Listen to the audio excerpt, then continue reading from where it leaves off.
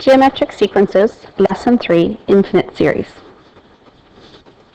This lesson will focus on generalizing the rule for determining the sum of an infinite geometric series, explaining why a geometric series is convergent or divergent, and solving problems that involve a geometric series or sequence.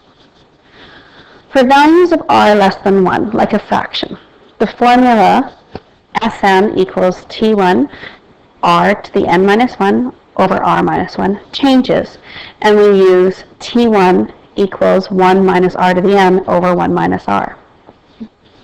The sum of this series, it says, notice the sum of this series. Find the sum of the first 9 terms. So if we're finding the sum of the first 9 terms, we would have Sn equals 1 times 1 minus r, which is 1/2, to the n, which is 9, all over 1 minus 1/2. So because our r value is less than 1, I'm using this equation and substituting in. Simplifying, this gives me 512 over 512 for 1, minus 1 over 512, all over 1/2. This is the same as, it works out to 511 over 512. Now if we're dividing by 1/2, it's the same thing as multiplying by 2 over 1. And so we have, do this down here, 511 over, we can do some simplifying, and we end up with 256. This is approximately equal to 1.996. What happens if we find the sum of the first 10 terms?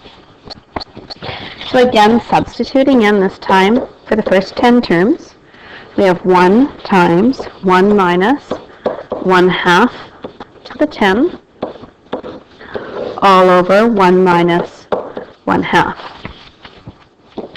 So you have 1 minus 1 over 1024, all over 1/2. Let's move up here. So this is 1023 over 1024. If we're dividing by 1/2, again, it's the same thing as multiplying by 2 over 1. We can do some simplifying, and we end up 1023 over 512, which again, as a decimal, is approximately 1.998. The sum from our example converges on 2, but we'll never reach it. So if we kept finding the sums of larger and larger numbers, we would get closer and closer to 2, but we would never quite reach it. The reason is because we keep adding smaller and smaller amounts. Let's go back and just have a look. When we looked at this, as we move this way, the amount that we're adding on each time becomes smaller and smaller. A convergent series is a series with an infinite number of terms, so a multiple of terms, in which the sequence of partial sums approaches a fixed value. These series, where r is less than 1, are called convergent series, as they close in on a sum but never attain it. This is different than a divergent series, like 4, 8, 16, where the sum has no boundary. If we have a look at the formula, Sn equals T1 times 1 minus r to the n over 1 minus r. As n gets larger, the value of r to the n approaches 0. Remember that r is a fraction, so this is approaching 0. So at infinity, the sum actually becomes, instead of r to the n, we have a value that's very, very close to 0. Simplifying, we can then have the sum of an infinite series is equal to T1 over 1 minus r, but this only works for fractional values, or where r is between -1 and +1. Decide whether each infinite geometric series is convergent or divergent, and then state the sums if the series exists. So in this first one, we need to start by finding our R value. So what's being multiplied by 1 to get to negative 1/3? It would be negative 1/3. And we should check and make sure that negative 1/3 times negative 1/3 will actually give us the next term. And it does. So this is a geometric series.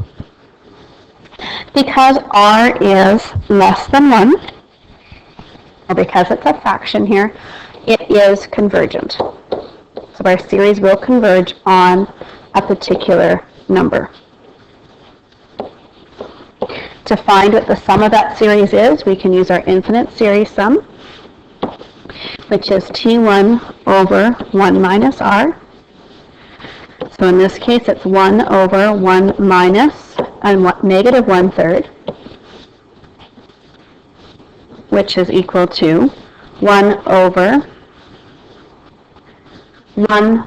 This becomes plus 1/3, so it will become 1 over 4/3, which is the same thing as 3/4. So the sum of this first series is 3/4.